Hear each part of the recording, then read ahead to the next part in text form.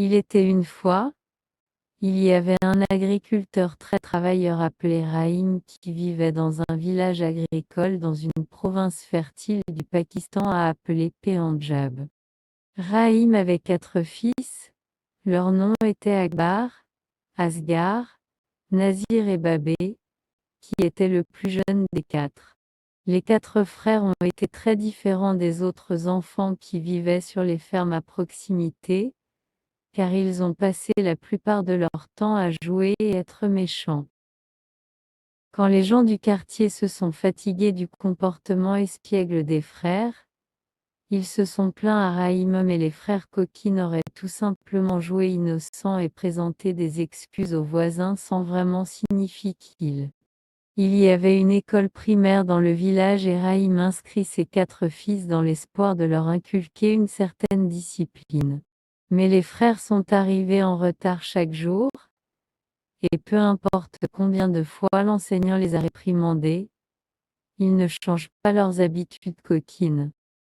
Rahim était un homme très gentil et n'a jamais parlé durement à ses fils. Il serait asseoir avec eux et essayer de raisonner avec eux. Cher fils, dit le père de bien vouloir un jour, vous êtes encore très jeune et perdez tout votre temps à jouer. Mais si vous ne apprenez pas à travailler dur à cet âge, vous ne serez pas en mesure de faire quoi que ce soit lorsque vous êtes adulte. Les fils ont répondu en chœur d'enthousiasme, s'il vous plaît ne vous inquiétez pas, mon père, nous allons bientôt apprendre à tout faire, nous nous engageons. Mais dès que leur père a accepté de leur donner une autre chance, les 4 frères ont oublié leurs promesses et bientôt retourné à leurs vieilles habitudes, créant méfaits et des ravages partout où ils allaient. Si jamais quelqu'un leur a demandé de faire un travail, ils seraient toujours des excuses alors qu'en réalité, les 4 garçons étaient tout simplement très paresseux. Les jours et les mois et les années ont passé, et les 4 frères étaient vite devenus jeunes hommes. Ils ne faisaient jamais apprendre à lire ou à écrire, pas plus qu'ils ne travaillent sur la ferme ou aident leur père avec les corvées. Ils étaient toujours blâmés les uns les autres pour leur lenteur ou de mésaventures, et pas une seule fois ont-ils jamais prendre la responsabilité de leur mauvais comportement. Rahim est devenu un vieil homme, mais il était toujours forcé à travailler dans le domaine à lui tout seul. Ce fut un dur travail pour un vieil homme et Rahim trouvait les jours très difficiles. Le rendement des cultures bientôt décliné, et il en a été large. Rahim ferait de la vente de ses récoltes au marché. Rahim et sa femme étaient très inquiets pour l'avenir, mais les 4 frères ne semblent pas du tout gênés par ces événements. Parfois, ils aideraient leur père dans le domaine, mais la plupart du temps ils ont fait des excuses pour échapper. Ils auraient simplement à s'asseoir et manger et boire et dormir pour la plupart de la journée. Si jamais quelqu'un a demandé Akbar pour aller aider son père à la ferme, disait-il, l'un des 3 autres peut aller. Je dois un mal de tête à l'heure actuelle. Chaque frère ferait une excuse similaire si demandé de travailler, chacun suggérant que l'autre devrait être le seul à travailler ce jour-là. Le temps est finalement venu quand Rahim a grandi trop vieux et malade pour travailler et se rendit compte qu'il ne pourrait pas survivre beaucoup plus longtemps. Le genre père était très inquiet pour ses fils inutiles et un certain nombre de questions difficiles hantaient son esprit. Il ne savait pas ce qui allait leur arriver une fois qu'il a disparu. Ils n'avaient pas appris des compétences et ne seraient donc pas en mesure de subvenir à leurs besoins. En dépit de leur mauvais comportement, Rahim aimait tendrement et ses fils voulaient les aider, et le vieil homme a commencé à penser très difficile de savoir quoi faire. Après un long moment, Rahim est venu avec un plan qu'il pensait juste pourrait fonctionner. Il sourit à lui-même et a demandé à sa femme d'appeler tous les 4 de ses fils à venir et s'asseoir par lui afin qu'il puisse leur donner quelques derniers mots de conseil avant qu'ils se trouvaient dans la tombe. L'épouse de Rahim était très inquiète parce qu'elle aimait son mari et ne voulait pas le perdre. Pourtant, elle a appelé leur fils et leur a dit à propos de la demande de leur père. Les frères étaient tous très choqués d'apprendre que leur père allait mourir.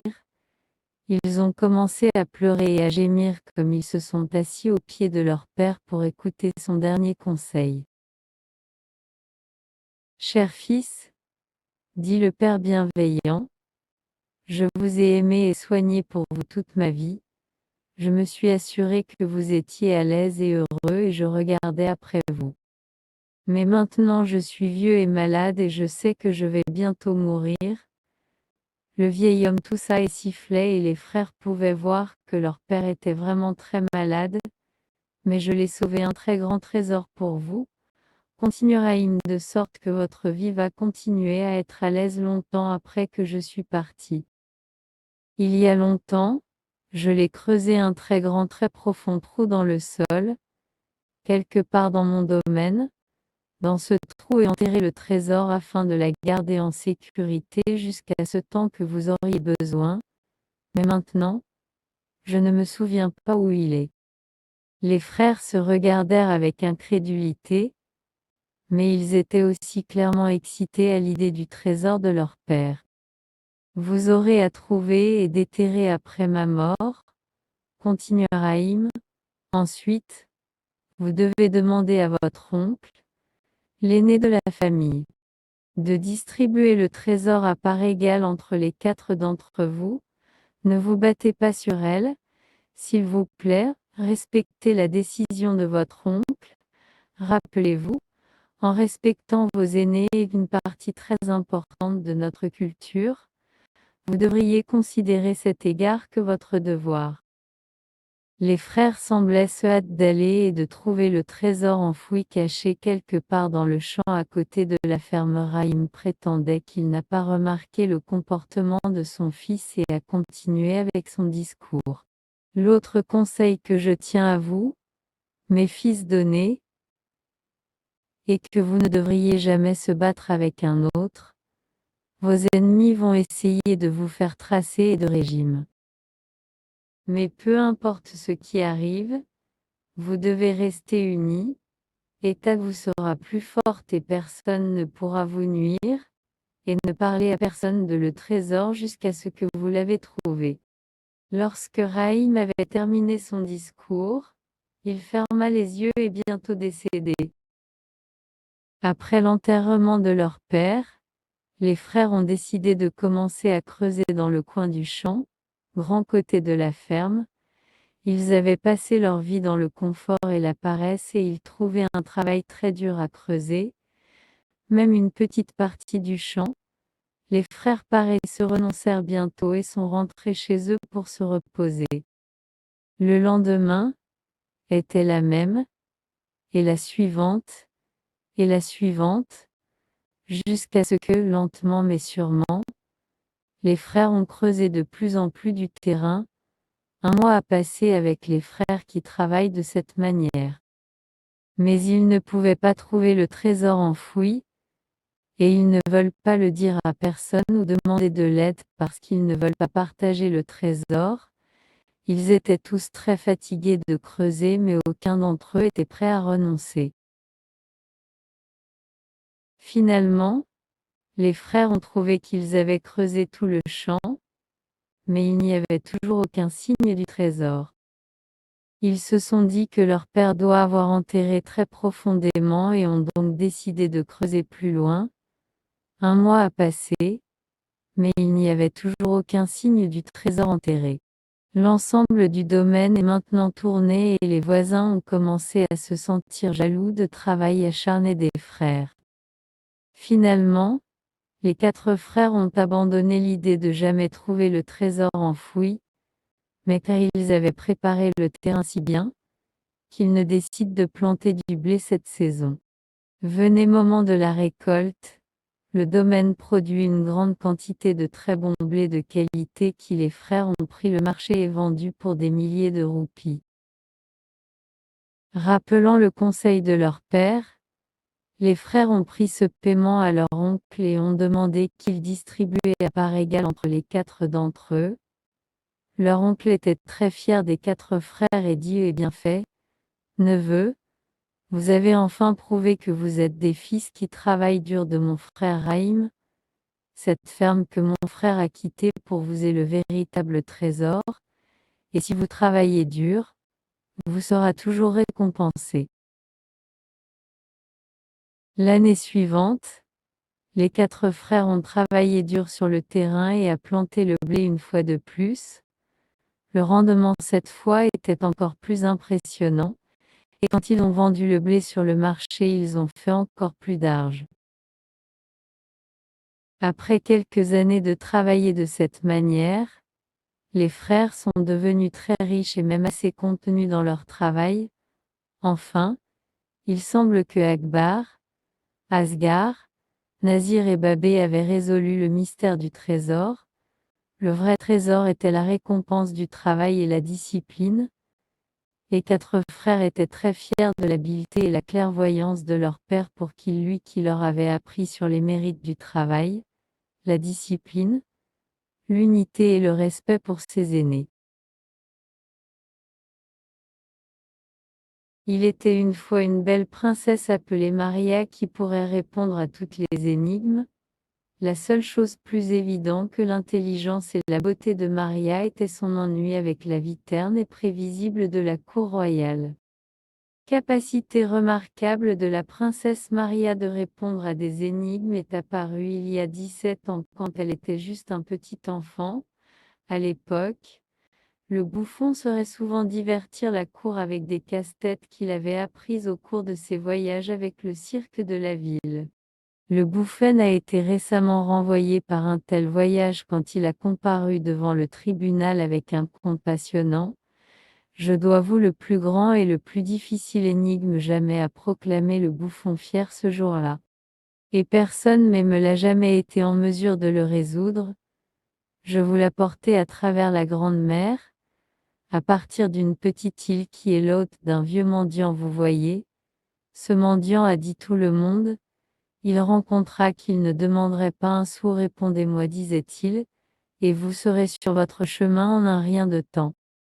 Le bouffon a imité la voix du vieux mendiant avec un sourire sur son visage comme il a répété l'énigme pour ceux qui sont assemblés à la cour. Je suis grand comme un château, mais léger que l'air une centaine d'hommes et leurs chevaux ne peut pas me déplacer que suis-je? La cour remplie de chuchotements indiscernables, puis étouffée lentement dans le menton caressant la méditation. À ce jour l'énigme provoque la même réaction où il est dit, sur l'île où le mendiant a vécu, tout le monde dont les oreilles il est passé était si déconcerté que personne ne pourrait jamais imaginer une réponse. Quand une personne ne pouvait pas arriver à la réponse à l'énigme, il ou elle donnerait le mendiant une pièce de monnaie de leur poche. Cela a duré si longtemps que le mendiant bientôt fait fortune et est devenu le plus riche de l'île. Beaucoup de gens considéraient comme le mendiant d'être un escroc, déclarant que le vieil homme avait écrit une énigme sans réponse de façon à déjouer les insulaires, mais le bouffon a insisté qu'il avait résolu l'énigme et qu'il était le seul à jamais l'avoir fait. L'astuce pour résoudre l'énigme, dit le bouffon à la cour, et pas non plus trop y penser. Quand il était clair que pas un des seigneurs de la cour ont été en mesure de répondre à l'énigme, le bouffon gonfla sa poitrine et a proclamé: la bonne réponse est ombre de le château. Interrompit jeune princesse Maria. Tous ceux qui sont rassemblés devant le tribunal ce jour-là se sont tournés vers la princesse et le souffle coupé dans la crainte. Petite Maria a continué à jouer avec sa maison de poupée. Complètement inconscient du choc qu'elle avait provoqué, la cour a éclaté de rire et les applaudissements et le bouffon, plus choqué que l'enfant avait résolu son énigme, tournait plus rose que la robe de la petite princesse et a couru hors de la cour dans un accès de colère. Inutile de dire, le bouffon était pas un grand fan de la princesse de l'avant que 2 jours, Il lui en voulait pour lui voler son tonnerre et lui donnant un air stupide en face de toute la cour. Parole de talent de la princesse répartie dans tout le royaume pour les terres les plus lointaines, et peu de temps après elle a célébré son 20e anniversaire. Le roi était désireux de trouver sa fille un prétendant, et il y avait beaucoup de prétendants. Le problème était que Maria a trouvé la plupart des ducs, seigneurs et nobles, très ennuyeux en effet, et surtout, elle les trouva prévisibles. Un jour, Maria dit à son père, « Je veux me marier avec quelqu'un que je l'aime vraiment. Je vais seulement accepter de se marier l'homme qui peut poser une énigme que je ne peux pas répondre. » Maria a expliqué à son père qu'un tel homme saurait égayer son monde en ajoutant l'élément de surprise et d'excitation. Il saurait vraiment gagner mon cœur avec ses cerveaux et sa nature vive, dit la jeune princesse. Et donc le défi a été créé et un défi qu'il était, pour tout prétendant qui pose une énigme que la princesse était en mesure de répondre, serait enfermé dans les cachots du château. Le roi a estimé qu'un tel défi serait scier seulement les meilleurs et les plus déterminés de prétendants, au fil du temps. Nouvelle du défi atteint loin, même à un coin oublié de l'Uni, où vivait un jeune paysan appelé Manuel. Le jeune paysan était très vif sur les défis, et comme il avait toujours été intrigué par la princesse, il a décidé de se rendre au château, de poser une énigme et de gagner son cœur. Les gens de la ville pensaient que Manuel était fou, que tout le monde savait que le donjon du roi était déjà à moitié plein d'hommes distingués qui avaient échoué à trouver une énigme que l'habile princesse ne pouvait pas répondre. Ils admiraient son courage, mais tous étaient convaincus que le jeune homme se retrouverait dans le donjon comme tant d'autres avant lui. Manuel n'a prêté aucune attention aux gens de la ville. Il était trop intéressé à rencontrer la belle princesse, et il a aussi été fasciné par son ennui et ne pouvait pas comprendre comment une personne pourrait être si désintéressée quand il y avait tant de beauté dans le monde. Il n'a pas d'importance pour le jeune paysan qu'il avait aucune énigme de poser à la princesse. Il suffit de mettre hors de son voyage, confiant qu'il serait pensé à quelque chose le long du chemin. Manuel parcourut pour une distance telle que le temps perdut tout sens. Bien que le voyage était ardu, alors que cela peut casser même l'esprit de l'homme le plus fort, Manuel marchait sur béatement, rencontrait la beauté et l'intrigue à chaque pas. Il a été submergé par la symphonie des grands fleuves, les chants des créatures des bois, et le sifflement du vent dans les arbres tout autour. Il a joué à cache-cache avec les animaux dans les chemins. Il traversa, et il a toujours arrêté de remarquer comment chaque coucher de soleil était différente de la dernière. Le Manuel a obtenu près du château. Moins il comprenait la princesse. Il se sentait désolé pour une personne qui ne pouvait pas être étonnée par le monde, en toute sa beauté et d'émerveillement. Il ne pouvait pas voir comment quelqu'un pourrait être percé dans un tel monde. Le château bientôt apparut sur l'horizon, et encore Manuel eut aucune énigme pour la princesse. Mais quelque chose de très étrange est arrivé ce soir-là, quand le jeune paysan se mit à cuire son dîner de sanglier.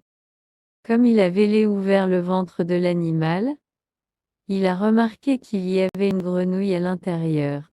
Vera ne mange pas de grenouille, pensa Manuel, et à peine avait cette pensée produite, puis la grenouille bondit hors de l'asanglier ventre et espérait loin dans la forêt. Manuel trouvait cela très drôle en effet. Il rit et rit à lui-même, et il n'a pas arrêté de rire jusqu'à ce qu'il réalise qu'il pourrait utiliser cette étrange apparition pour former une énigme pour la princesse. Une fois arrivé au château le lendemain, Manuel a laissé le temps de manger et de se reposer. Il a été donné de beaux vêtements à porter et ensuite emmené dans les quartiers de la princesse à être introduit.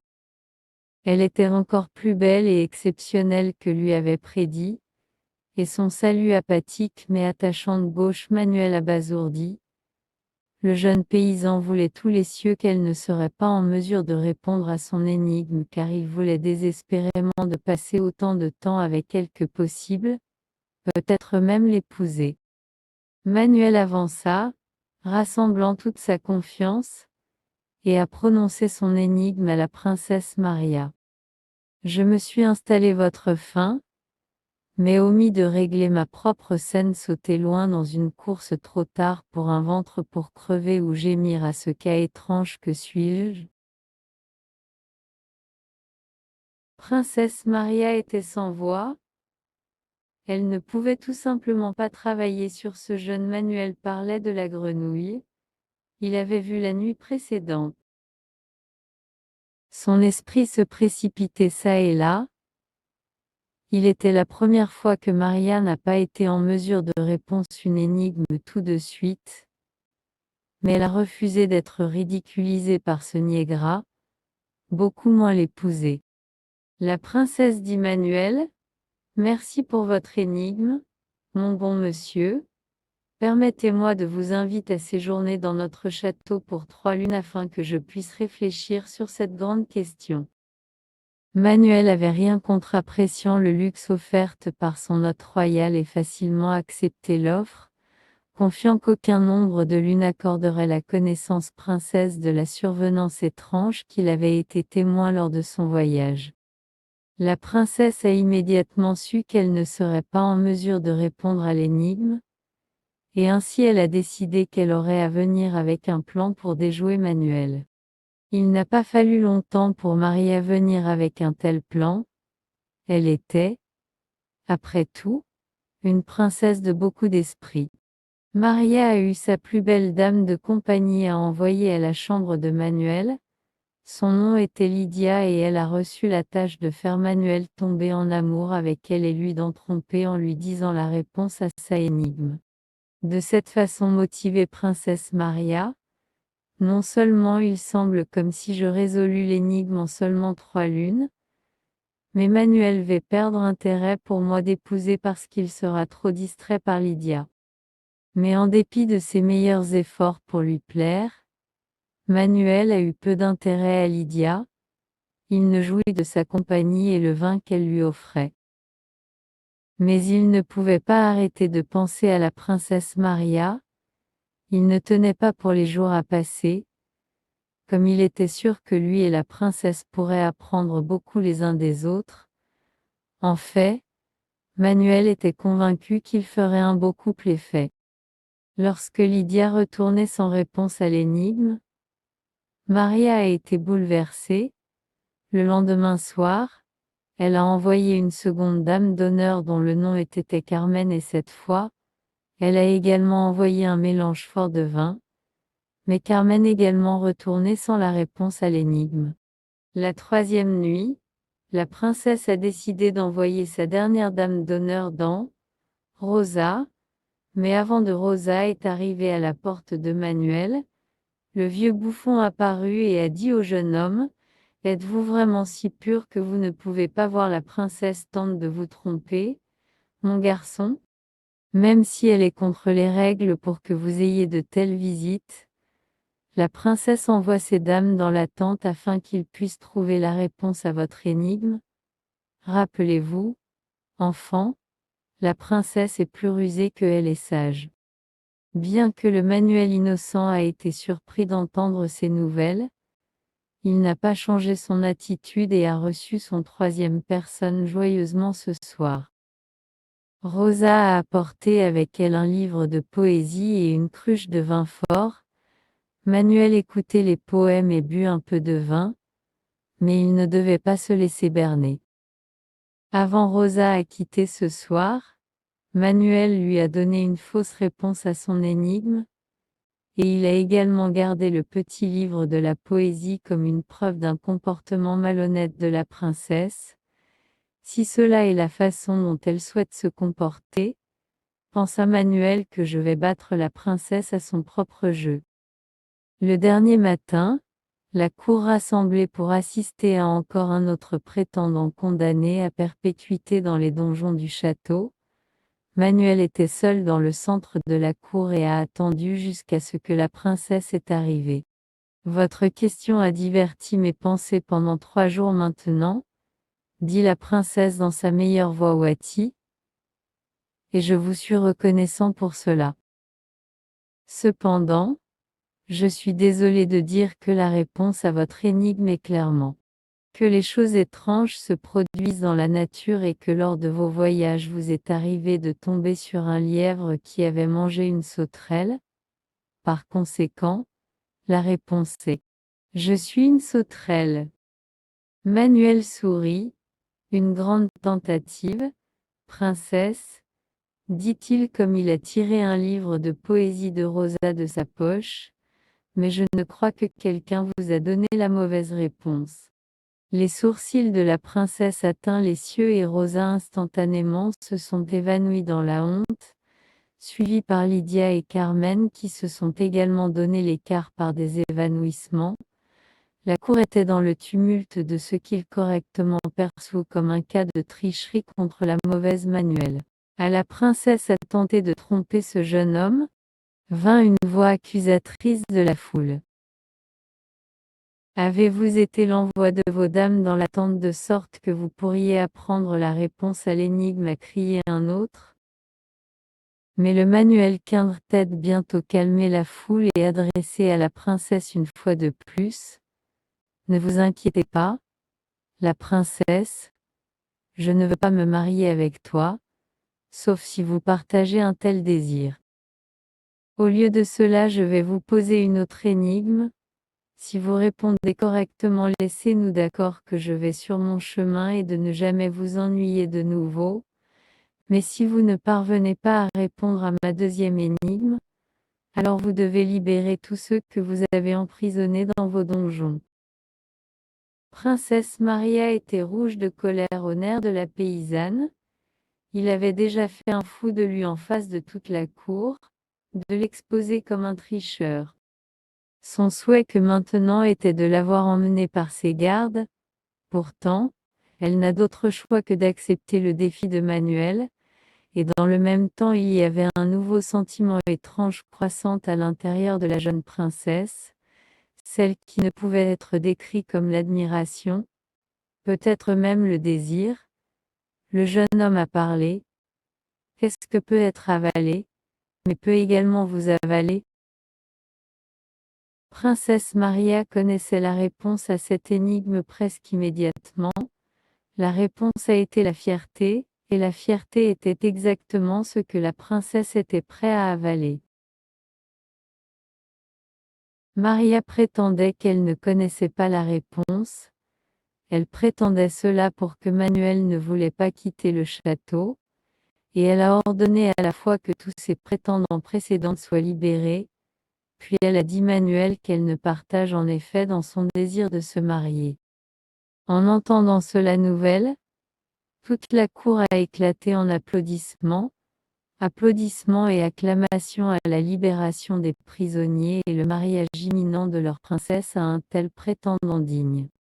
Vous voyez, la princesse Maria était assez sage pour comprendre que Manuel pourrait lui fournir plus d'émerveillement et de surprises qu'elle n'a jamais pensé possible, et elle savait que tout homme qui a réussi à la déjouer était certainement digne de son amour. Il avait de la joie dans l'air que les villageois de la tribu Akumasi-Azant réunis pour la célébration de 3 jours du mariage de la princesse héritière. Princesse Ya a été fixée à épouser un prince d'un village voisin et elle était très excitée. Le prince et la princesse avaient grandi ensemble et avaient connu pendant de nombreuses cérémonies locales et nationales. Ils avaient même volé un temps précieux seuls pendant leurs nombreux mois de fréquentation. Toute sa vie, la princesse avait été en attente pour une telle journée arrivée, un grand mariage dans lequel elle serait le centre absolu de l'attention. Pour préparer les célébrations de la première nuit, les filles ornaient leur princesse avec de beaux bijoux en or, des perles, et de dessins à l'encre délicats sur sa peau. Princesse, implora une des servantes, s'il vous plaît, dites-nous comment vous vous sentez au sujet de votre futur mari. La princesse a répondu par une question de fait très voix. Il est un homme gentil, prévisible, mais fidèle. Il sera un bon mari. Si elle était mon choix, je épousais quelqu'un plus aventureux, plus dangereux, quelqu'un avec plus de richesse et une meilleure apparence. Mais qui sait, dit la princesse avec un sourire malicieux, je peux finir dans l'amour avec mon pauvre mari un jour. En ce moment je suis heureux de se contenter de lui parce qu'il va prendre soin de moi. Il est seulement dommage qu'il ne sera pas en mesure de satisfaire tous mes désirs mondains parce que sa famille est loin d'être aussi riche que le mien. La plus jeune fille a demandé, « Princesse, que ferez-vous sans votre or, vos perles et vos pierres précieuses ?» La princesse eut un petit rire et répondit, « Je vais trouver un admirateur riche de la ville. Après tout, il y a seulement tellement d'une vie ennuyeuse une belle fille comme moi peut prendre. » Toutes les filles se mirent à rire, car ils savaient que leur princesse était en effet très méchante et saurait sûrement faire ce qu'elle avait dit dans le dos de son pauvre mari. Et donc le matin du mariage est enfin arrivé. La princesse était encore un peu contrariée par une conversation qu'elle avait eue avec la nuit précédente de ses parents. La princesse avait demandé que son père soutenir son nouveau mari financièrement afin que le jeune homme pourrait être en mesure d'acheter la princesse plus de bijoux et de choses de ce monde. Son père avait refusé, assurant sa fille unique que les richesses ne sont pas la chose la plus importante dans le monde. La princesse pensait que son père fit preuve très stupide et méchant. Après tout, dit-elle motivée, qu'il est normal pour lui. Il est déjà riche. Et moi? La princesse regarda dans le miroir à son beau corps orné des plus beaux joyaux. Puis elle regarda autour de sa chambre de luxe avec des soies fines et mobilier coûteux. Il a enfin levé sur elle qu'elle aurait à quitter tout ce luxe derrière. Son futur mari était pas pauvre, mais il était pas trop riche et ne pouvait se permettre de la garder dans le luxe auquel elle était habituée.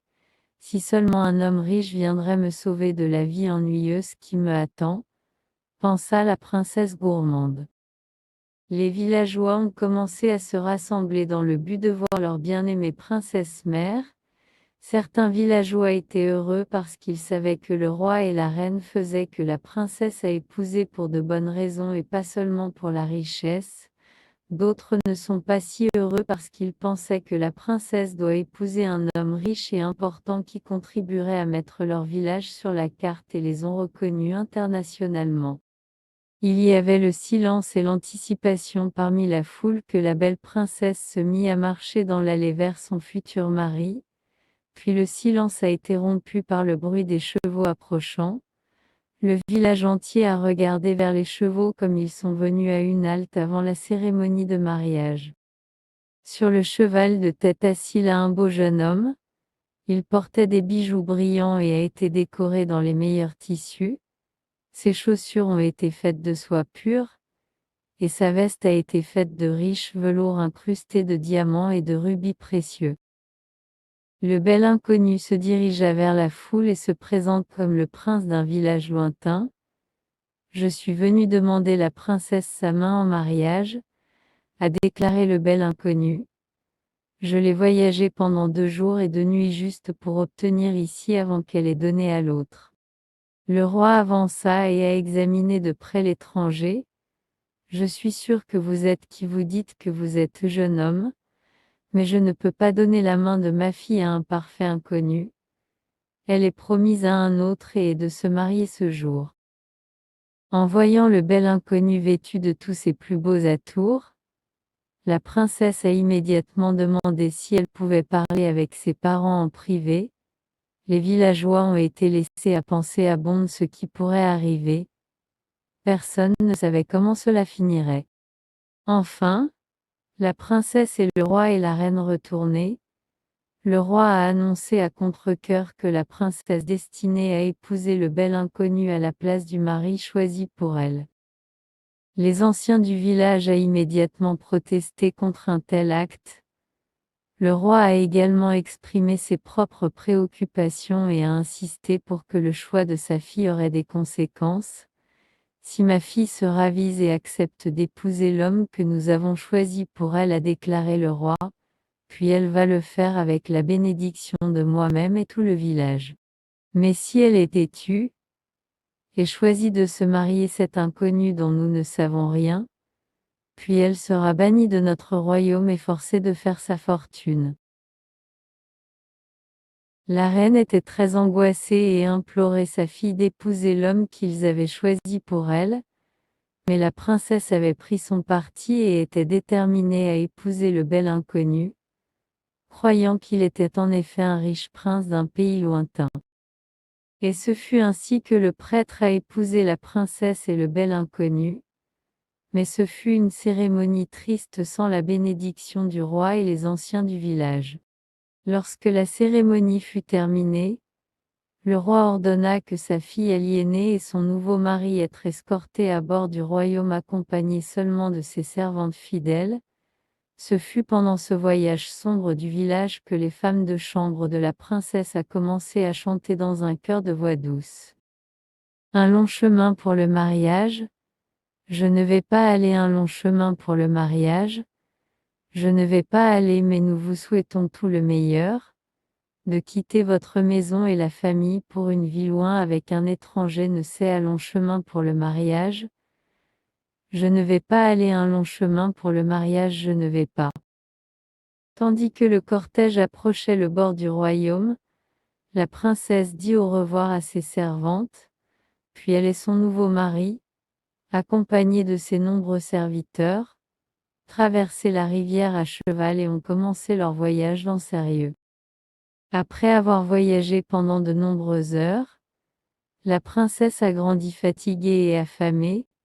Mon amour, peut-on s'il vous plaît se reposer afin que vos serviteurs pourraient me mettre un peu d'eau? Que les fonctionnaires, répondit le prince d'une voix bourrue. La princesse était fatiguée et affamée et non utilisée pour voyager sans serviteur, mais elle a continué sur le chemin avec son nouveau mari et se trouva bientôt à cheval dans une forêt de grands arbres. La forêt était froide, sombre et sinistre, et a permis peu de soleil à travers la canopée épaisse ci-dessus. La princesse regarda tout autour d'elle et se rendit compte que les fonctionnaires avaient disparu. Il était seulement 2 d'entre eux maintenant. Roulez seuls, ne vous inquiétez pas, dit le prince, nous sommes presque à la maison. Regardez-la, fit le prince, nous sommes enfin à la maison. Mais il n'y avait rien d'autre que des arbres tout autour et la princesse était très confuse. Je ne vois rien, mon amour. Comme son nouveau mari descendit de son cheval, il sourit d'un sourire malicieux. Il est drôle comment vous jamais m'a même demandé mon nom, mais vous avez accepté de me marier, qui épouse un homme dont ils ne savent rien. La princesse a essayé de rester calme, même si elle a été de plus en plus nerveuse à la minute. Mon amour, je savais que vous étiez l'homme pour moi à partir du moment où je vous ai vu. Je pense que vous ne vouliez me marier à cause de mon apparence extérieure, mes regards et mes richesses. Vous avez épousé pour des raisons superficielles, pas de l'amour. La princesse était sans voix que son nouveau mari a continué à se moquer de lui et lui donner des conférences. Je ne suis pas l'homme que vous croyez que je suis, la princesse. En fait, je ne suis pas vraiment un homme du tout. Mon nom est Wolf, et quand la pleine lune se lève, je vais retourner en loup et vous tourner avec moi. Ensemble, nous allons vivre dans cette forêt, charognard pauvre à la fois. Vous voyez, chère princesse, tout ce qui brille est pas or. Vous auriez été plus sage d'écouter vos parents, et les anciens du village qui ont plus d'expérience que vous, vos yeux sont toujours en quête de quelque chose de mieux, jamais satisfaits de ce que vous savez ou ce que vous avez. Voilà ce qui vous a amené ici pour me ceci est votre destin. La princesse a pleuré toute la nuit.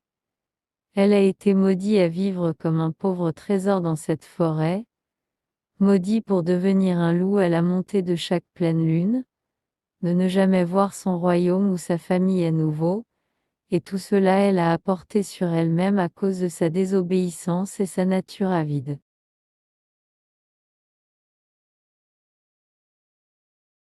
Il était une fois, il y avait un garçon appelé Atilola. Ses parents l'aimaient tendrement parce qu'il était leur seul enfant et ils ont fait en sorte qu'il ne manquait de rien. Ils le traitaient comme un œuf délicat et ne permettre à quiconque de le réprimander, même quand il se comportait très mal. Pour cette raison, Atilola a grandi pour être un enfant gâté égoïste qui a trouvé difficile d'obéir aux instructions. Un jour, pendant la saison des pluies, Atilola, qui était d'environ 10 ans à l'époque, dit à sa mère qu'il allait jouer dehors avec ses amis. Restez dans le quartier et ne vous étonnez pas loin dans la vallée. Le ciel est annonçant la pluie, a averti sa mère, mais comme d'habitude, Atilola ignoré les conseils de sa mère et a couru hors de trouver ses amis. Allons chercher du miel dans la ruche dans la vallée Oïne, Atilola dit à ses amis une fois qu'ils étaient rassemblés sur le bord du village. Les garçons ont convenu, et ils partirent tous sur le voyage de 4 miles à la recherche de miel. Mais comme les garçons ont approché Oïne, ils ont remarqué que le ciel commençait à grisonner. Le premier coup de tonnerre se fit des amis la panique de Atilola. Un garçon avança et dit : Nous devons revenir à nos maisons avant que la pluie vienne. Ce fut des conseils judicieux et de tous les autres garçons à accepter de rentrer chez eux immédiatement. Pas moi, a crié Atilola. Je suis venu ici pour trouver le miel et je ne quitterai pas jusqu'à ce que je trouve un peu. Mais comment pouvez-vous trouver le miel sous la pluie demanda un autre des garçons. Si je ne peux pas trouver le miel dans la pluie, dit Atilola, alors je vais rester ici jusqu'à ce qu'il arrête de pleuvoir. Et tout comme les mots laissaient ses lèvres, de minuscules gouttes de pluie a commencé à tomber du ciel et de chatouiller son nu arrière. En voyant la pluie, les autres garçons tout détalèrent dans la direction du village, laissant Atilola de chasser pour le miel seul. Avant longtemps, les petites gouttes de pluie ont formé une flaque d'eau et Atilola décidé de sauter autour d'elle. Les éclaboussures et la danse et en agitant les bras, certains agriculteurs revenant des champs Atilola vit danser dans la flaque d'eau et lui a dit de rentrer à la maison. Mais l'enfant gâté ne voulait rien entendre. À la place, il plia son nez et lui tira la langue et a continué à danser dans la flaque d'eau que la pluie agrandit plus en plus lourd. Avant longtemps, le ciel a commencé à vider son contenu dans les feuilles et les seaux et de la forte averse a inondé toute la vallée en un rien de temps. Atilola ne pouvait pas trouver un endroit pour se cacher n'importe où, il regarda tout autour jusqu'à ce que, finalement, il a vu un arbre aux dents et se précipita vers elle. Mais comme il était sur le point de monter dans l'arbre, il a glissé et est tombé dans l'eau et les inondations lui rapidement englouti, comme les eaux effectuées Atilola à travers la vallée vers le grand fleuve. Il a commencé à crier et à hurler de peur pour sa vie. Mais il n'y avait personne autour pour entendre le garçon effrayé. Il a essayé de tendre la main et saisir la main sur tout ce qui pourrait le garder à flot, brindilles, billes, de poteaux, mais il ne servait à rien. Il ne pouvait pas obtenir une bonne prise alors qu'il se déplaçait trop vite. Puis il a vu une maison dans la distance et a décidé de crier au sommet de sa voix dans l'espoir qu'il serait attiré l'attention de ceux de l'intérieur. Au secours, cria Atilola. Aide-moi, s'il vous plaît. Ijapa, la tortue, entendit le bruit et ouvre sa fenêtre pour voir ce qui se passait. Il a été choqué de voir un garçon mal à nager contre le déluge. Alors il se précipita hors de sa maison pour aider. La tortue a eu une longue perche de la foule dans sa cour avant et l'étendit à travers l'eau vers le garçon. Rapide, saisir la main, a crié le Japa. Atilola tendit pour le pôle et saisit à deux mains et a tenu fermement que Ijapa le tira à la sécurité. Dès que le garçon était hors de l'eau, Ijapa le fit entrer dans la maison et a construit un incendie et a servi la soupe afin de conjurer le froid. Mais Ijapa était pas généreux par nature et il était tout le temps occupé de décider ce qu'il pourrait gagner de l'enfant sans méfiance. Cette question a été rapidement répondue après Atilola avait vidé son bol de soupe et recroquevillé sur une natte dans un coin de la pièce, avant le garçon à dériver vers le sommeil. Il a commencé à chanter dans la plus belle voix Ijapa avait jamais entendu parler. Il était une berceuse que sa mère avait l'habitude de chanter pour lui quand il était un petit garçon. Ijapa était fasciné par le chant, et comme il se balançait au rythme en chanteur, un plan espiègle rentra dans sa tête et il savait comment il pourrait faire usage de son invité. La tortue attendit que le garçon dormait, puis il se glissa hors de la maison à son arrière-cour où il a commencé à se tailler un gros tambour en bois. Il a travaillé toute la nuit jusqu'à ce que sa tâche était terminée, et quand Atilola se réveilla le lendemain matin, Ijapa demandait au garçon de sauter à l'intérieur du tambour. Pourquoi voulez-vous que je reçoive à l'intérieur du tambour? Demanda Atilola. La tortue sourit innocemment et dit au garçon qu'il voulait simplement tester le son du tambour. Il n'est pas une si grande faveur à vous demander, étant donné que je vous ai sauvé par les inondations. Est-il? Atilola a dû accepter qu'il devait la tortue une grande dette pour sauver sa vie et ainsi le garçon a grimpé à l'intérieur du tambour et de la tortue couverte au-dessus de cuir étiré. Une fois Atilola a été caché à l'intérieur, Ijapa a chargé le garçon à chanter la chanson Homo Daba chaque fois qu'il frappe le tambour avec un bâton. Les parents de Atilola avaient été attendre impatiemment leur fils à rentrer chez eux. Le garçon avait été absent toute la nuit et sa mère était folle d'inquiétude. Après que l'eau des inondations avait diminué, les deux parents sont allés dans la vallée à la recherche de leur fils, mais ils ne pouvaient pas le trouver nulle part finalement. Ils sont allés au palais pour signaler Atilola manquant. Lorsque le roi entendit les nouvelles affligeantes, il envoya ses serviteurs pour rechercher tout le village et ses environs. Il pourrait aussi ne trouver pas le garçon et éventuellement, la recherche a été abandonnée. Ijapa n'était pas au courant de toute cette agitation alors qu'il se tenait sur la place du village et a crié aux passants. Venez écouter mon chant-tambour. Il est vraiment la plus belle chose que vous entendrez jamais. Beaucoup de gens se sont réunis pour assister à ce spectacle, et chaque fois que la tortue a frappé sur le tambour avec son bâton, Atilola chantait de l'intérieur. Tous ceux qui l'écoutaient étaient fascinés par sa belle voix.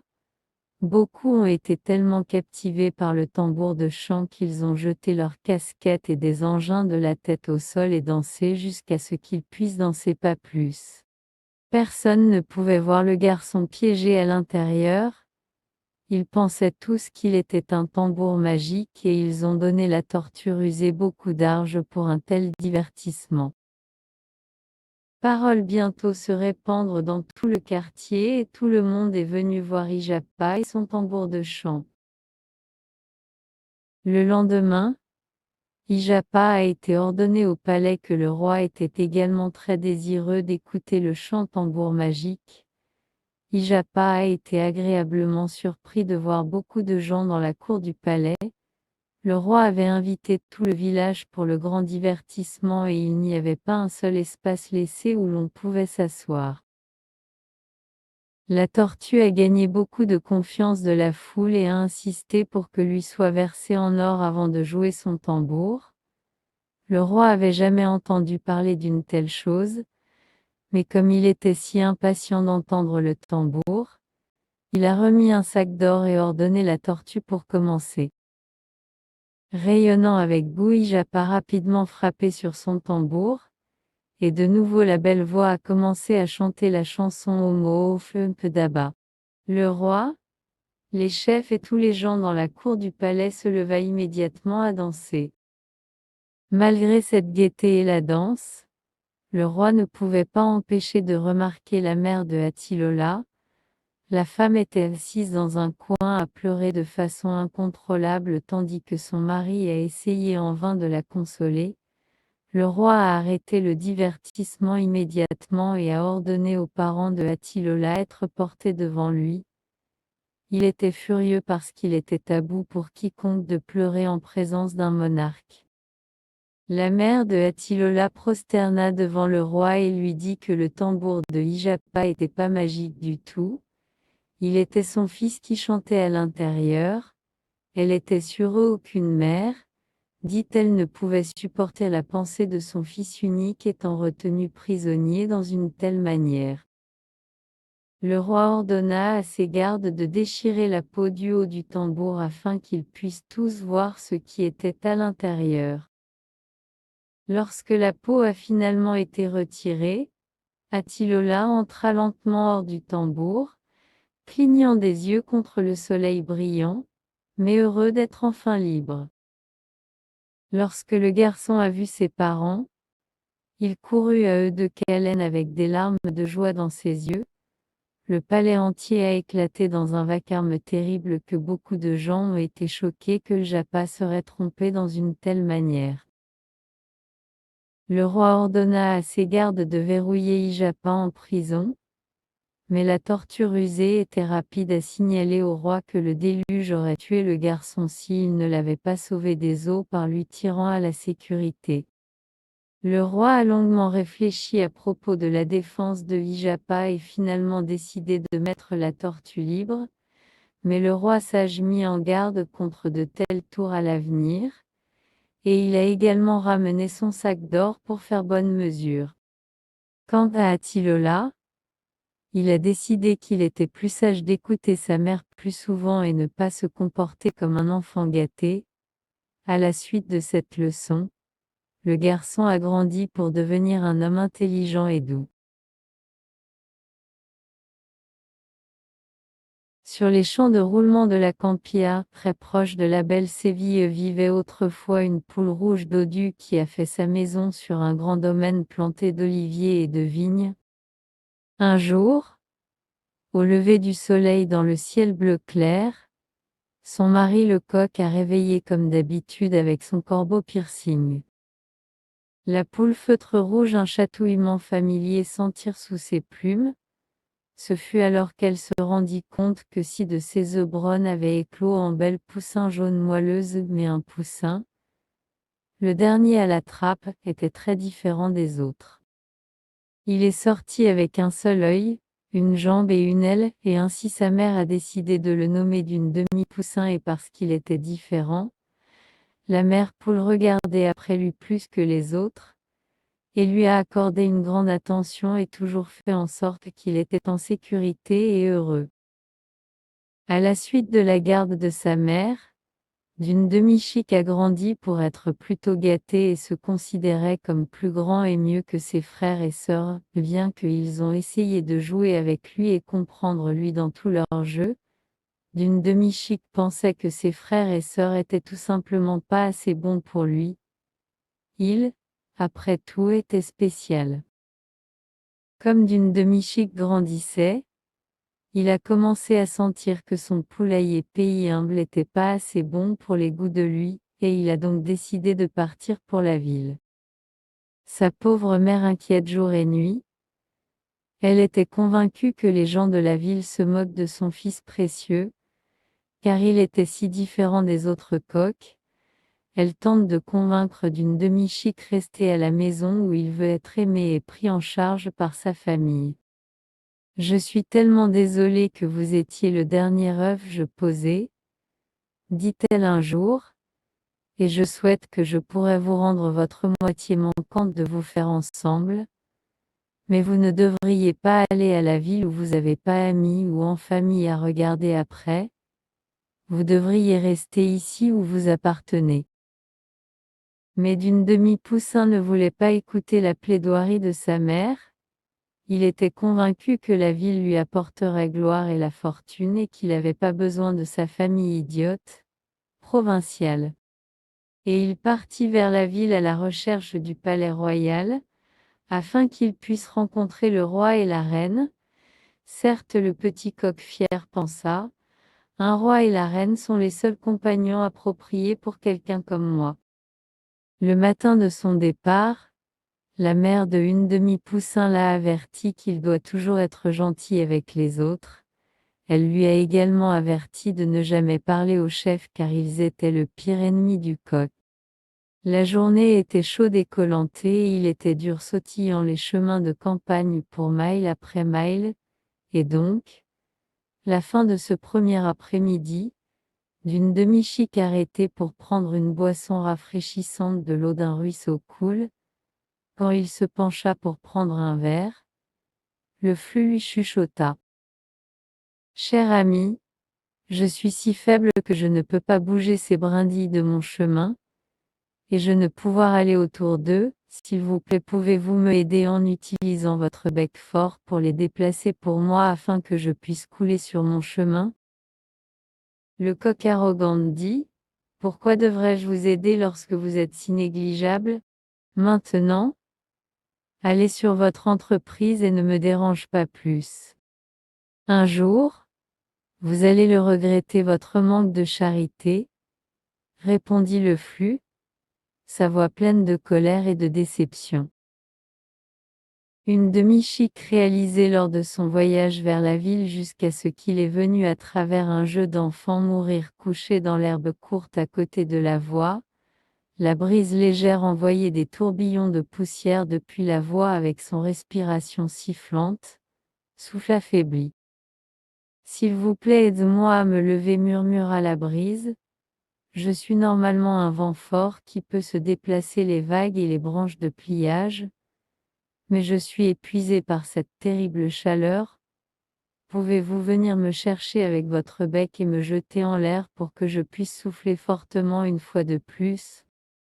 Le coq a répondu, je l'ai toujours eu un problème avec vous, le vent.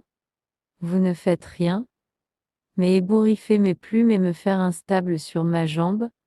Donc non, je ne vais pas vous aider. Le vent puissant peut avoir été réduit à une brise, mais il était toujours en colère contre le coq égoïste. Un jour, vous serez désolé que vous ne l'avez pas cette petite chose me aider, murmura-t-il un jour. Vous paierez pour votre égoïsme. Le jeune coq tout simplement haussé les épaules et a sauté loin jusqu'à la ruelle, laissant la brise à éteindre tout seul.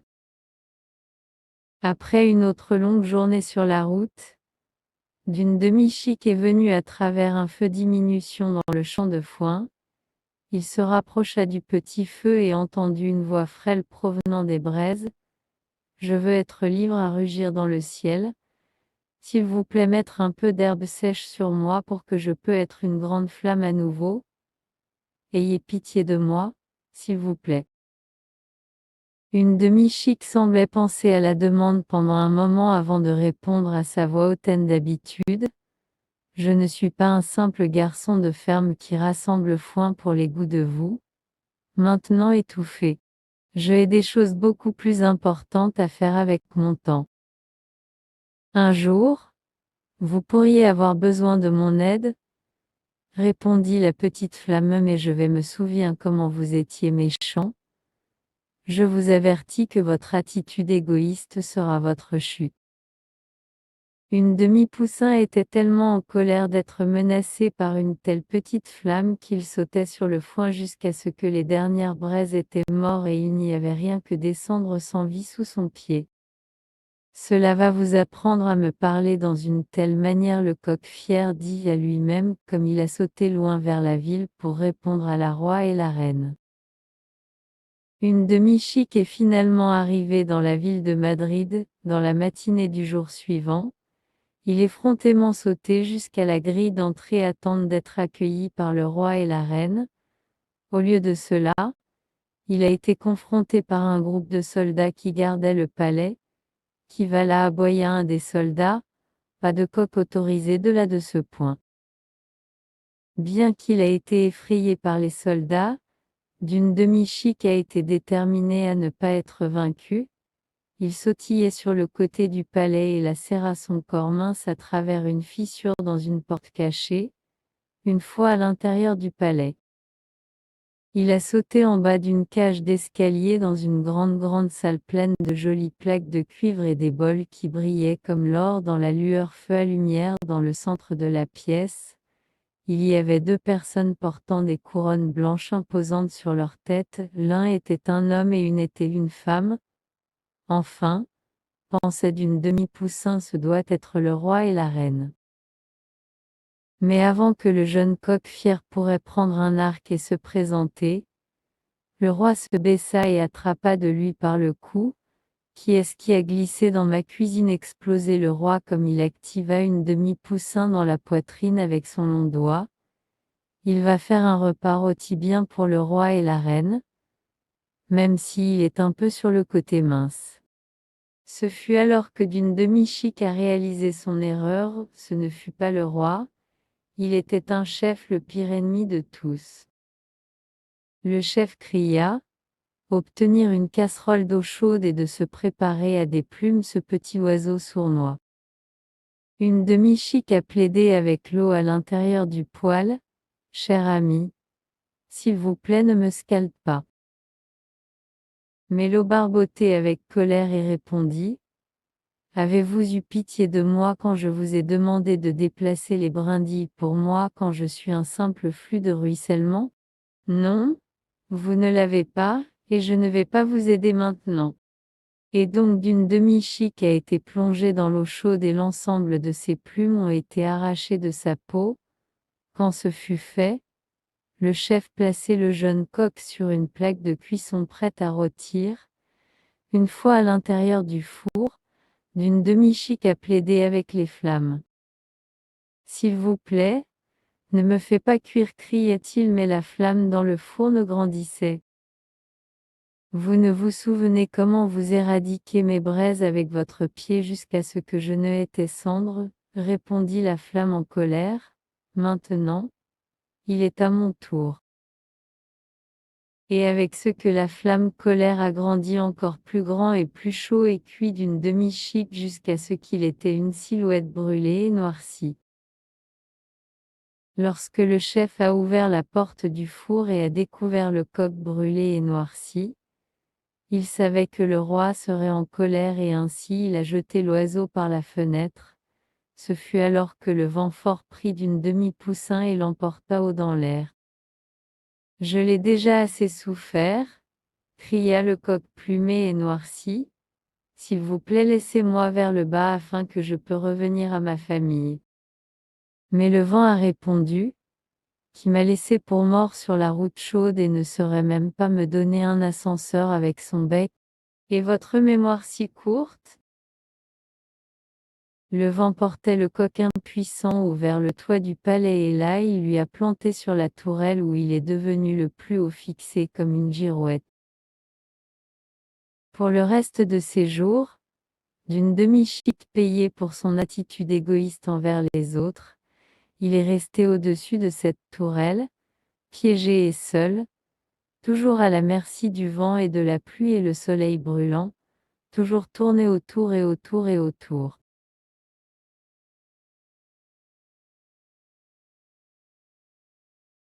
Il était une fois, il y avait un prince qui ne riait jamais, ni sourit, parmi son peuple. Il avait la réputation d'être un jeune homme sombre qui semblait toujours très seul. Un jour, une femme mystérieuse a déclaré : « Je vais faire rire le prince, je vais lui faire rire et pleurer, juste que vous voyez. » Elle se habillait en haillons cousus ensemble avec des bouts de ficelle et de laisser tomber les cheveux lâches jusqu'aux épaules, puis elle prit un petit tambour et est allée à danser devant le palais royal. Après avoir entendu la musique du prince est apparue sur son balcon. La femme a dansé et dansé avec une telle passion singulière qu'elle ne remarque pas la chaîne perdre accrochée à son vêtement, elle a trébuché sur la corde et tomba sur le sol dans un tas. Quand il a vu la femme tomber, le prince éclata de rire incontrôlable. Quand elle aperçut le prince en riant, la femme se mit en colère et la maudit en disant : « Puissiez-vous ne jamais rire de nouveau jusqu'à ce que vous trouverez les 3 oranges. » Le prince est soudainement devenu très silencieux et sentit une profonde tristesse croissante à l'intérieur de sa poitrine. Cette tristesse a continué pendant plusieurs jours jusqu'à ce qu'il se dit : « Je veux avoir du plaisir et de rire une fois de plus. Je vais chercher les 3 oranges où qu'ils soient. » Et il est parti à la recherche des 3 oranges. D'abord, il recherche tous les villages voisins, puis il a cherché plus loin et plus loin jusqu'à ce qu'il atteigne le bord du royaume de son père. Tôt un matin, plusieurs semaines dans sa quête, le prince est venu à travers la méchante femme qui l'avait maudit, mais cette fois, la femme portait de beaux vêtements au lieu de chiffon et de sorte que le prince ne la reconnaissait pas. « Où alliez-vous, jeune homme ? demanda la femme. « Je cherche des 3 oranges, répondit-il. « Oh, mais ils sont très loin d'ici, dit la femme, ils sont profondément à l'intérieur d'une caverne sur la mer et ils sont protégés par 3 chiens féroces. Vous devez voyager vers le nord jusqu'à ce que vous atteigniez la mer et vous y trouverez l'entrée de la grotte cachée derrière quelques gros rochers. » Le prince a remercié la femme et ensuite acheté 3 miches de pain pour son voyage. Après plusieurs jours de voyage, il a finalement atteint les rochers et a alors découvert la grotte cachée à proximité. Tout comme le prince était sur le point d'entrer dans la grotte, un chien grogne est venu de charge vers lui hors de l'obscurité. Sans réfléchir, il a jeté le chien de sa première miche de pain et continué à marcher dans la grotte. Un deuxième chien se tenait tout près, ses yeux regardant fixement lui de sortir de l'obscurité. Le prince a donné ce chien son deuxième miche de pain et continua à marcher plus loin et plus loin dans la grotte sombre. Un peu plus loin encore, le prince est tombé sur un troisième chien qui grognait et bavant et semblait en passe à l'attaque. Tout comme devant le prince a offert l'animal sa dernière miche de pain et a continué à explorer la grotte alors que tous les 3 bêtes ont été occupés avec leur repas. Enfin le prince est sorti de l'obscurité dans une grande salle. Dans le milieu de la chambre, il y avait une longue table et sur la table, il y avait 3 boîtes d'or. Sans perdre de temps, le prince arrachait les 3 cases de la table et sortit de la grotte aussi vite que ses pieds pouvaient le porter. Après un parcours de plusieurs heures, il est venu pour se reposer à l'ombre d'un grand arbre et a décidé d'ouvrir la première case. À l'intérieur, il trouva une orange et à sa grande surprise, il a commencé à parler. « Oh, de l'eau !» implorait l'orange. « Je dois l'eau sinon je vais mourir. » Le prince voulait aider mais malheureusement il n'avait pas d'eau et donc de l'orange mourut bientôt. Le prince ne voulait pas faire la même erreur avec la deuxième orange et il a donc décidé de poursuivre son voyage. Tout comme la nuit tombait, il est arrivé à l'auberge par le côté de la route. Il est assis et a ordonné la nourriture, une bouteille de vin et une cruche d'eau fraîche. Seulement quand il était sûr qu'il était prêt, il décidait d'ouvrir la seconde boîte d'or. Quand il ouvrit la boîte, il a trouvé une deuxième orange. et juste avant que cet orange lui parlât d'une voix pleine de désespoir. « Oh, de l'eau !» implorait l'orange. « Je dois l'eau sinon je vais mourir. » Mais dans sa hâte le prince versa du vin sur Orange au lieu de l'eau et à la fois de l'orange se tut et mourut. Le lendemain, le prince a quitté l'auberge et continua son voyage de retour. Il a voyagé pendant plusieurs miles jusqu'à ce qu'il atteigne une rivière, au pied d'une haute montagne. Il est là qu'il a décidé d'arrêter et d'ouvrir la troisième et dernière boîte d'or.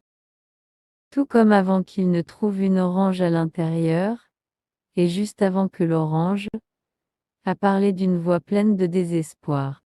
« Oh, de l'eau !» implorait l'orange. « Je dois l'eau sinon je vais mourir. » Cette fois, dit le prince, vous ne mourrez pas du manque d'eau. Puis il a jeté la boîte d'or dans la rivière alors que l'orange peut boire toute l'eau dont elle avait besoin. Dès que la boîte a atterri dans la rivière, un énorme nuage de fumée blanche est apparu dans l'air tout autour. Dès que la fumée dégagée, il est apparu une jeune princesse plus belle que le soleil. Le couple a embrassé une de l'autre et instantanément tombé en amour. Alors, sans hésitation, ils ont fait leur chemin vers le village le plus proche où ils se sont mariés le lendemain. Le prince et la princesse étaient très heureux et bientôt un fils est né pour compléter leur petite famille. Le prince a dit: « Nous devons visiter le palais royal que je ne l'ai pas envoyé des nouvelles à mon père le roi et il a été presque un an que je me mets sur ma quête. » Ainsi, le jeune couple partit le long voyage de retour au palais. Quand ils étaient prêts, le prince a demandé à sa femme de se reposer par une fontaine d'eau alors qu'il a annoncé leur arrivée au roi. Dès que le prince était parti, la méchante femme a comparu devant la femme et de l'enfant innocent. « Vous avez un très beau fils, princesse, » dit la femme, « permettez-moi de le retenir afin que vous puissiez mieux se reposer. » La princesse convenue et la femme a pris le bébé dans ses bras, puis elle dit: « Vous avez de très beaux cheveux, la princesse, permettez-moi de peindre pour vous afin que vous puissiez regarder votre meilleur quand vous rencontrez le roi. » Une fois de plus la princesse reconnaissante convenue, mais comme la femme se peignait les cheveux de la princesse, elle a collé une broche d'argent dans le dos de son cou et de la pauvre princesse a été immédiatement transformée en une colombe blanche. La méchante femme, qui était en fait une sorcière, alors assumait l'apparition de la belle princesse et attendit le prince pour revenir. « Il semble que si votre visage a changé, mon cher, dit le prince, quand il est finalement revenu, y a-t-il pas aussi quelque chose sur votre personne qui est différent? Il est seulement le soleil qui a tanné ma peau pendant notre long voyage, répondit la sorcière.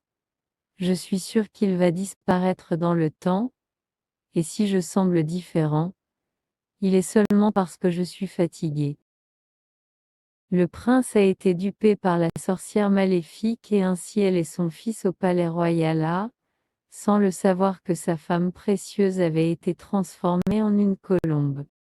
La vie dans le palais royal a duré un certain temps et la sorcière a continué de tromper le prince en pensant qu'elle était sa belle épouse, mais elle ne l'avait pas trompé complètement. Pour le prince ne se sent pas tout à fait comme il l'avait fait à propos de sa femme et a été convaincu dans le dos de son esprit que quelque chose clochait.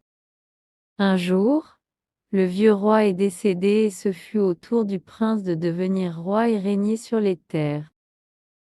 Dans les jardins du palais, une colombe a commencé à apparaître, et après de nombreux mois cette colombe a commencé à parler au jardinier. Chaque jour, la colombe serait renseignée sur le roi et son jeune fils. Le jardinier dirait à la colombe tout ce qu'il savait et a avoué que le petit prince n'était pas un enfant heureux et le roi pas un homme heureux.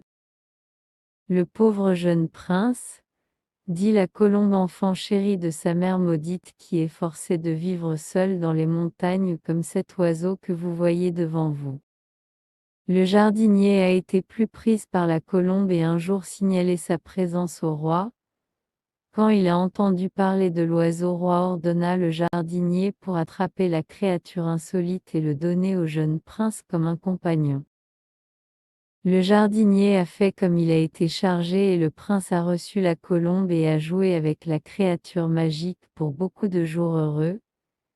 Il semblait à tous dans le palais que le jeune prince a finalement été en train de devenir un enfant heureux et il a été convenu que ce changement d'humeur a été entièrement attribuable à la petite colombe.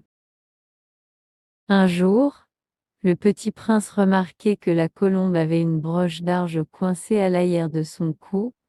Il tendit la main et a tiré la broche et instantanément la colombe a été transformée à nouveau en la belle princesse. Le jeune prince a eu peur et a crié dans la peur, mais la princesse, libérée à la fin de la malédiction de la sorcière maléfique, parla doucement à l'enfant. « Ne pleure pas, mon fils, dit la belle princesse, car je suis votre mère et vous me suis libérée de ma malédiction. » Après avoir entendu son fils crier de peur que le roi entra dans la pièce et immédiatement reconnut son seul véritable amour. « Vous êtes retourné à moi, mon amour ?» dit le roi en embrassant la belle princesse. La princesse a expliqué comment il était que la méchante sorcière l'avait trompée et l'a transformée en une colombe. Le roi se mit en colère et a ordonné la reine imposteur d'être emprisonnée dans les donjons pour toujours, alors qu'elle pourrait ne jamais faire de mal à nouveau. Royaume. Une fois de plus, le roi et sa reine vraie vécurent heureux pendant de nombreuses années. Le royaume a prospéré et le palais royal était toujours plein d'amour et de rire.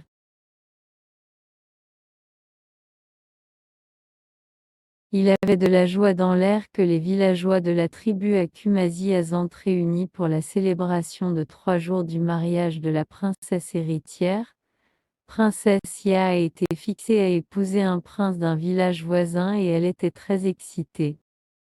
Le prince et la princesse avaient grandi ensemble et avaient connu pendant de nombreuses cérémonies locales et nationales. Ils avaient même volé un temps précieux seuls pendant leurs nombreux mois de fréquentation. Toute sa vie, la princesse avait été en attente pour une telle journée arrivée, un grand mariage dans lequel elle serait le centre absolu de l'attention. Pour préparer les célébrations de la première nuit, les filles ornaient leur princesse avec de beaux bijoux en or, des perles, et de dessins à l'encre délicats sur sa peau. « Princesse, » implora une des servantes, « s'il vous plaît, dites-nous comment vous vous sentez au sujet de votre futur mari. » La princesse a répondu par une question de fait très voix. « Il est un homme gentil, prévisible, mais fidèle. Il sera un bon mari.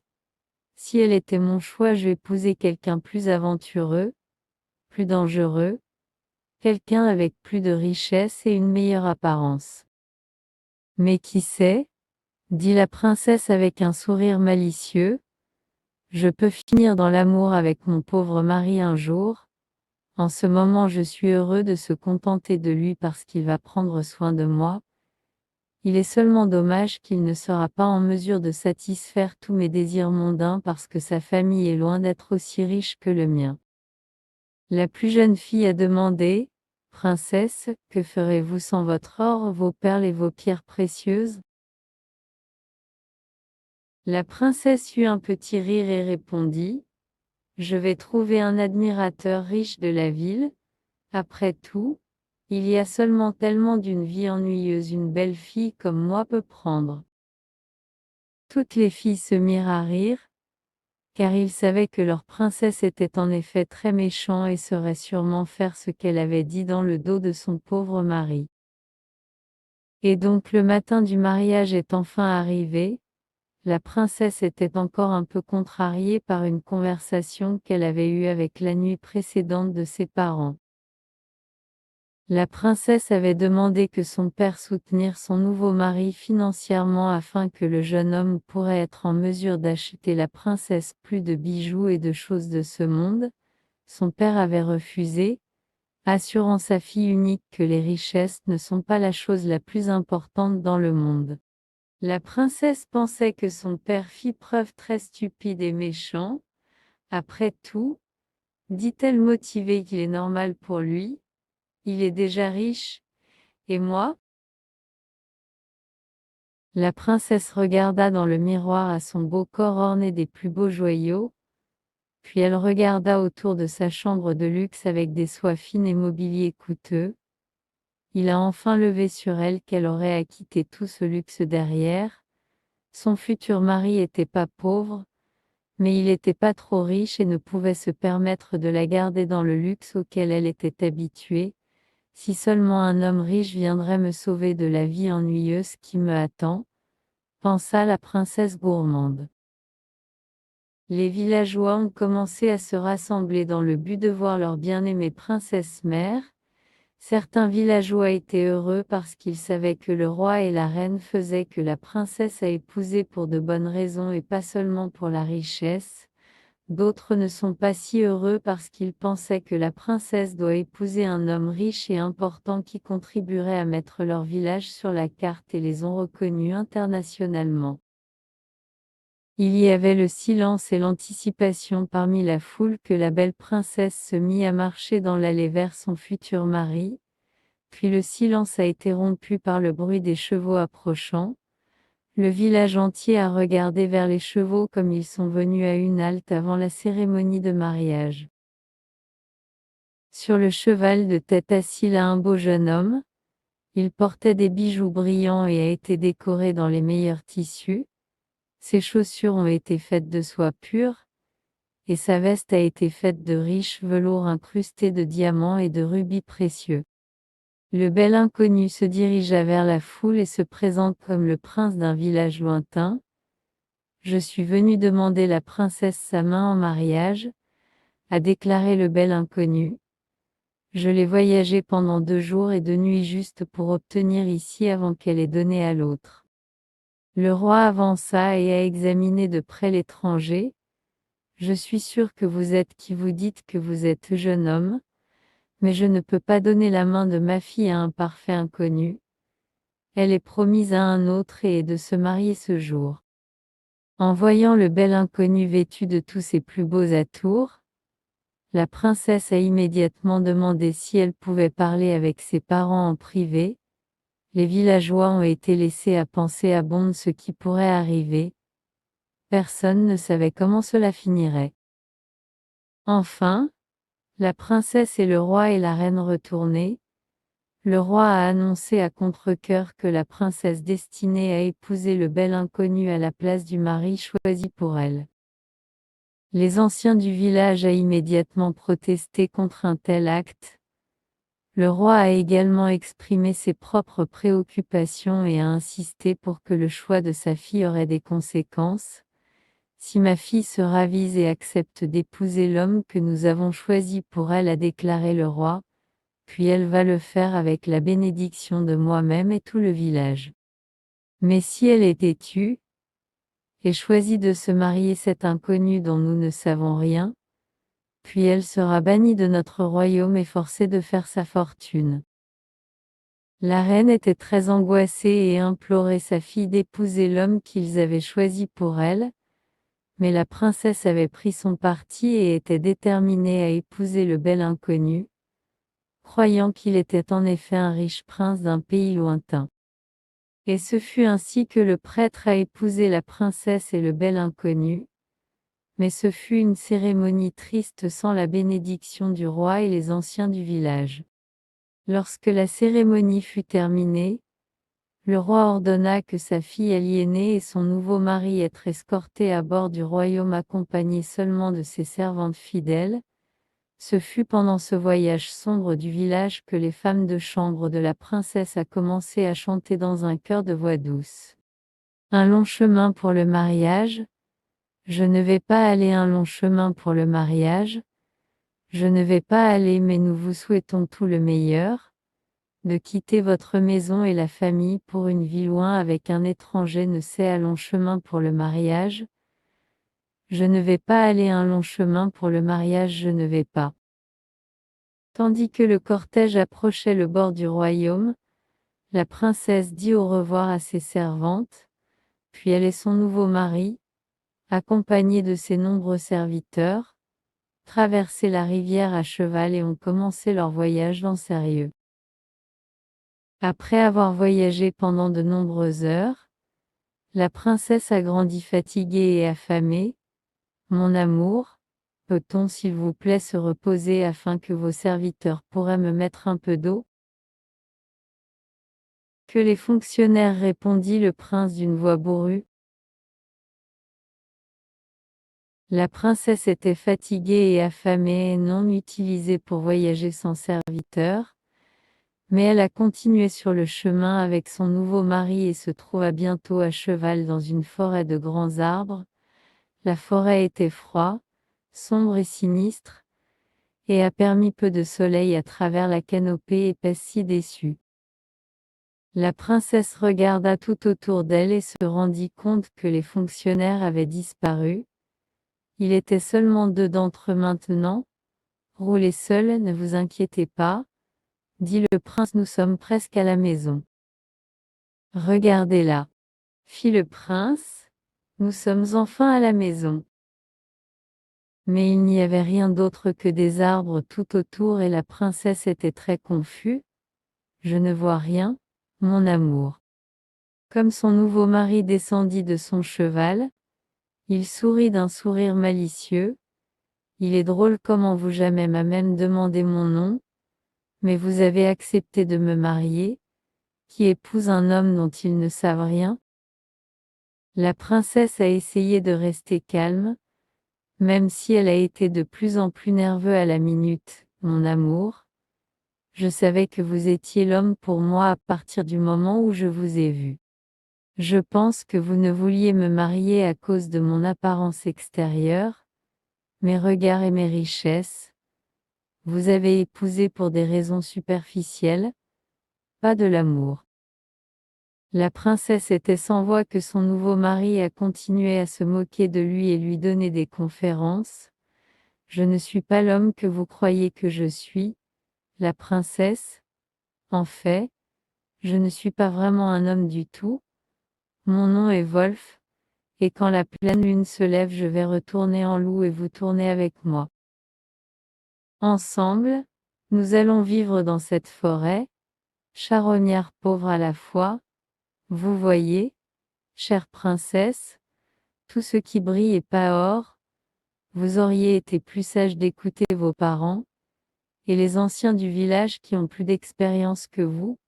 Vos yeux sont toujours en quête de quelque chose de mieux, jamais satisfaits de ce que vous savez ou ce que vous avez. Voilà ce qui vous a amené ici pour me, ceci est votre destin. La princesse a pleuré toute la nuit. Elle a été maudite à vivre comme un pauvre trésor dans cette forêt, maudit pour devenir un loup à la montée de chaque pleine lune, de ne jamais voir son royaume ou sa famille à nouveau, et tout cela elle a apporté sur elle-même à cause de sa désobéissance et sa nature avide.